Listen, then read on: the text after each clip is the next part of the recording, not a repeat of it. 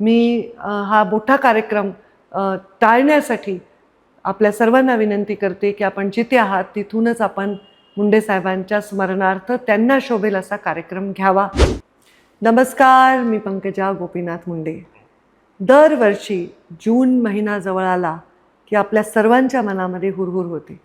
आपल्या सर्वांचे लाडके नेते माझे बाबा आपल्या सर्वांना सोडून गेले. तो दिवस म्हणजे 3 जून.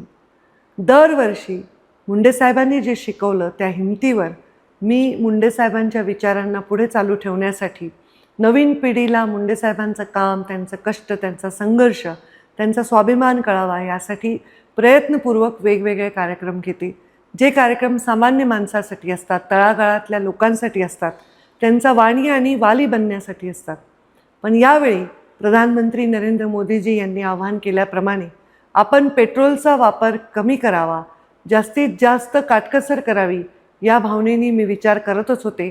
आणि काही जिल्ह्यांमधून अशा गोष्टी माझ्या कानावर आल्या की पेट्रोलची उपलब्धता कमी आहे, पेट्रोलसाठी खूप रांगा लागत आहेत.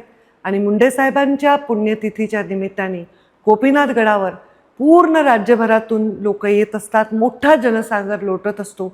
आणि त्यांची कुठे आबाळ होऊ नये, त्यांची गैरव्यवस्था होऊ नये ही जबाबदारी देखील माझी आहे. म्हणून यावर्षी मी असा निर्णय घेत आहे की मुंडे साहेबांची ही पुण्यतिथी प्रत्येकाने जो जो मुंडे साहेबांवर प्रेम करतो, माझ्यावर प्रेम करतो, त्यांनी आपापल्या गावामध्ये, आपापल्या घरामध्ये, आपापल्या गल्लीमध्ये, आपापल्या वॉर्डामध्ये साजरी करावी. आणि जरूर याचे सर्वांचे फोटो माझ्या समवेत शेअर करावे. हा मोठा कार्यक्रम टाळण्यासाठी आपल्या सर्वांना विनंती करते की आपण जिथे आहात तिथूनच आपण मुंडे साहेबांच्या स्मरणार्थ त्यांना शोभेल असा कार्यक्रम घ्यावा.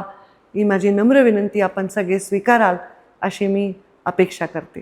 धन्यवाद. महाराष्ट्रातील सर्व बातम्यांचे विश्वासार्ह व्यासपीठ.